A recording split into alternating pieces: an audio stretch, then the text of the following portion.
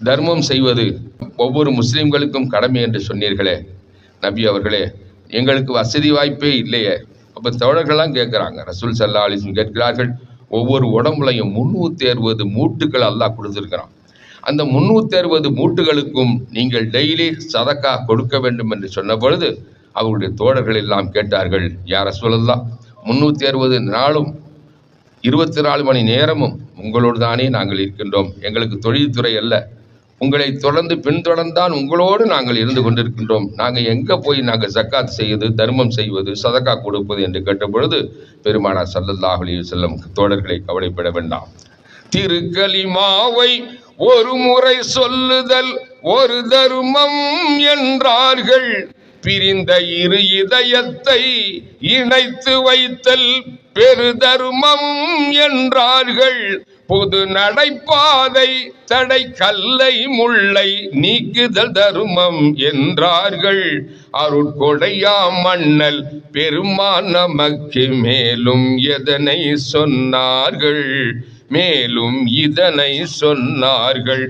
இல்லாளுடனே இன்புற்றிருத்தல் எழில் தர்மம் என்றார்கள், துணை நல்லாள் அவளுக்கு ஊட்டும் கவளமும் பெரும் தருமம் என்றார்கள், நீ சொன்னால் ஒன்றை நல்லதையே சொல் அது தருமம் என்றார்கள், புவி விண்ணெல்லாம் புகழ் ஸல்லல்லாஹு நபி மேலும் எதனை சொன்னார்கள், மேலும் எதனை சொன்னார்கள், நன்மை ஒன்றை செய்ய சொல்லி தூண்டுதல் தர்மம் என்றார்கள், கெட்ட தீமை ஒன்றை தடுத்து விலக்கி வைத்தலும் தர்மம் என்றார்கள், உயர் நன்மாராயம் புன்முறுவல் முகம் காட்டலும் தர்மம் என்றார்கள், நம் பொன்மனச் செம்மல் நன்னபிநாதர் மேலும் எதனை சொன்னார்கள், மேலும் எதனை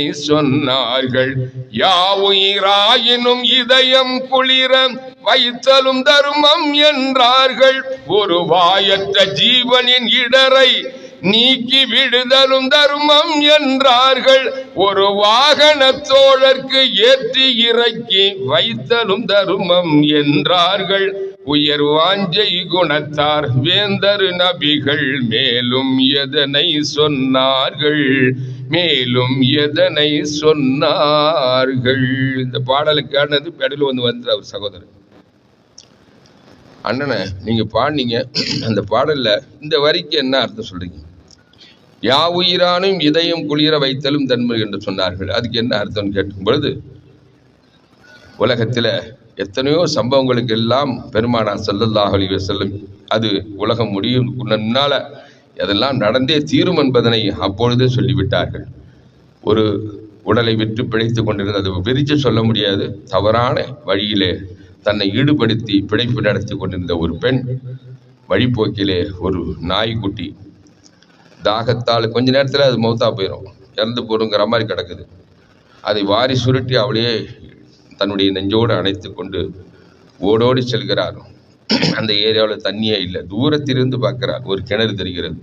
அங்கே போய் சுற்றுமுற்றிலும் பார்த்துவிட்டு தன்னுடைய புடவையுடைய நுந்தானை எடுத்து அந்த கிணற்றிலே விட்டு சொட்டு சொட்டாக அந்த நீரை சேமித்து அந்த நாய்க்கு புகட்டினால் வேற ஒன்றும் செய்யல. மேலிருந்து இறைவன் அவளுக்கு நன்மாராயம் சொன்னான், என்னுடைய படைப்பை மதித்தாள், அவள் ஹஜ்ஜு செய்யல, நோன்பு வைக்கல, இஸ்லாத்துக்கே வரல, ஆனால் எனக்கு பிடித்து விட்டது, அவள் சொர்க்கத்திற்கு அருகதை உள்ளவள் என்பதனை தீர்மானித்துக் கொள்ளுங்கள் என்று வானவரிடத்திலே இறைவன் அந்த உத்தரவு பிறப்பித்தான் என்று சொன்னார். அதே மாதிரி அடுத்தபடியாக யாவுயிராயினும் இதயம் குளிர வைத்தலும் தர்மம் என்று சொன்னார்கள், ஒரு வாயற்ற ஜீவனின் இடரை நீக்கி விடுதலும் தர்மம் என்று சொன்னார்கள். இந்த 2வது பாயிண்ட்டுக்கு அந்த பொண்ணு செஞ்சுட்டாங்க.